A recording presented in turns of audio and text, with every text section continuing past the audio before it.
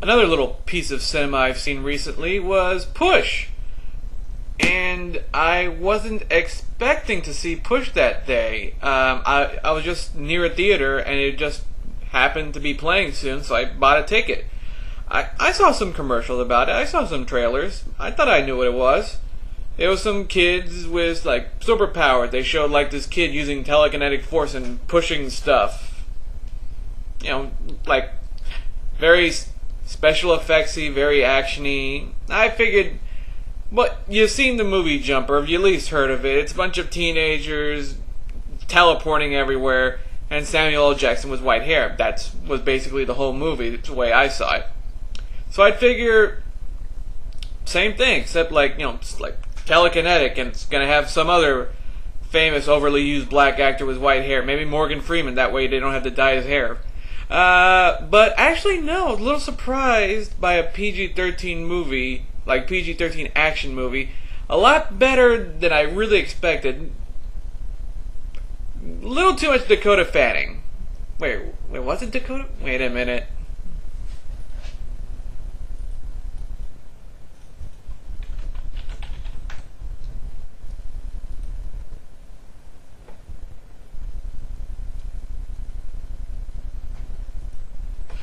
Okay, it was Dakota Fanning.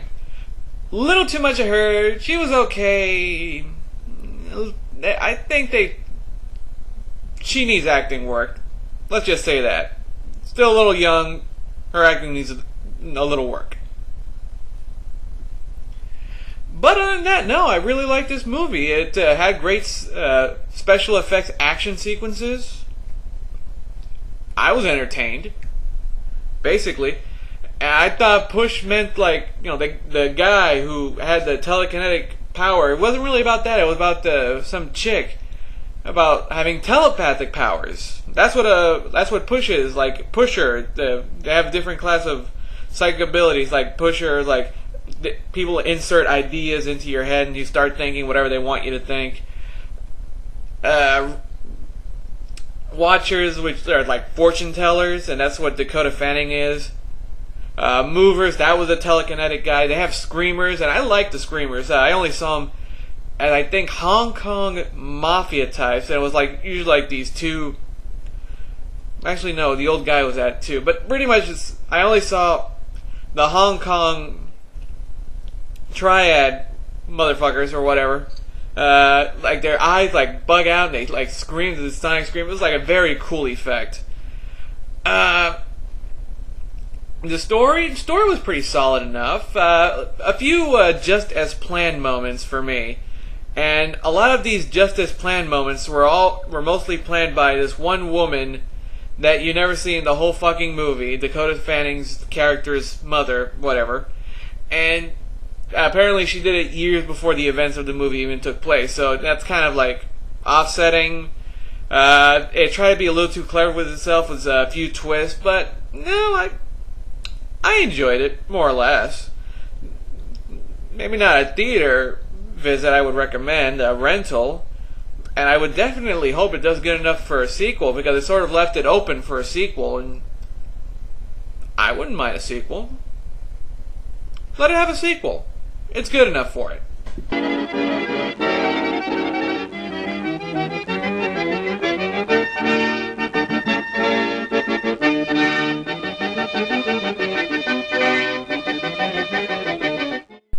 The final movie that I've seen recently, and it's probably going to be the hardest movie to talk about, is Watchmen.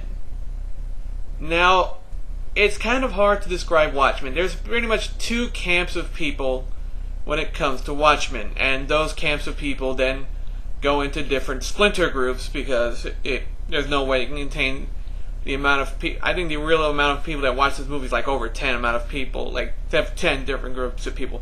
Now, that is the people who read the graphic novel and the people who have not read the graphic novel. And people who have not read the graphic novel, this is pretty simple to say. This is a very good popcorn flick.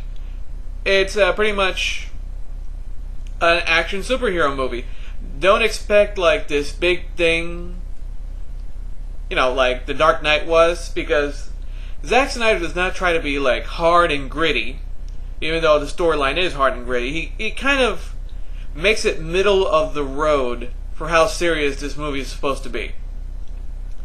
But you'll enjoy the sort of mystery element. You see like Rorschach investigating. You'll like the action elements, because Zack Snyder does a pretty good job with action scenes. I was thoroughly entertained, very entertained by the fighting. And you might enjoy the story. Just don't focus too much on stuff you can't really understand. It kind of falls into you. To really appreciate this movie, you have to read the graphic novel, but I still think you can get your entertainment's worth if you haven't seen the graphic novel. That's pretty much all I gotta say about people who haven't read Watchmen. Now, for the people who have read Watchmen, there are a few things. There's the people who can really appreciate that it went into motion picture and can live that a lot of things were dropped out. I'm that camp. Like, I knew you cannot fit, even in 2.5 hours, like the entire story of Watchmen. So I appreciate it for what it is. And the ending change, I didn't mind all that much. It pretty much still kept, what the whole thing was about. There are those who cannot stand any change, which, well, when the DVD comes out, there's going to be a director's cut, and I think that's going to be about 4 hours. Probably still not everything that was supposed to be in the story, but a hell of a lot more. So probably that'll please a lot more fans who want a more complete version. And I think that one's also going to have a few extras. Under the Hood, which is supposed to be a reminiscence of Hollis Mason's little, biography of being a Caped hero. I think I heard that's going to be in the DVD. And also The Black Freighter, which was cut from the movie, but seriously, if you had to watch this movie and watch this comic book movie and watch it splinter off to this unknown pirate comic book, yeah, no one's going to watch that movie in the theaters. I know I wouldn't. And then, and I'm just going for a broad group of people here.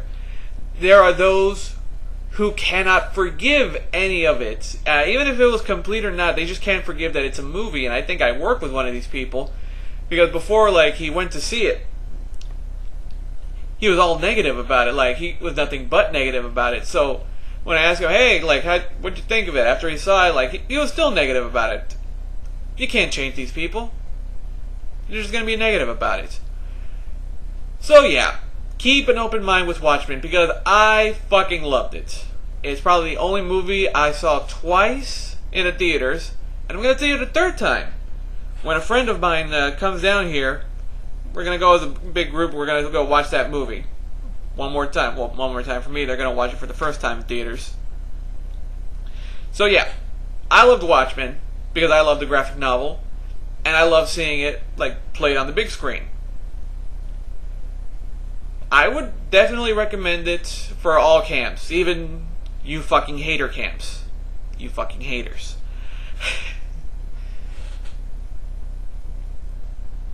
Well, that's about it. That's all the movies I've seen so far. I didn't see Gran Torino, which I think I really should. I don't know what it is with me with movies. I cannot go to a movie theater and buy a ticket for something that seems to be trying to be an Oscar-ish movie. Like Revolutionary. Well, those kinds of movies. You see the trailers for it. They're going to, try to go up for an Oscar sometime down the road. I just can't,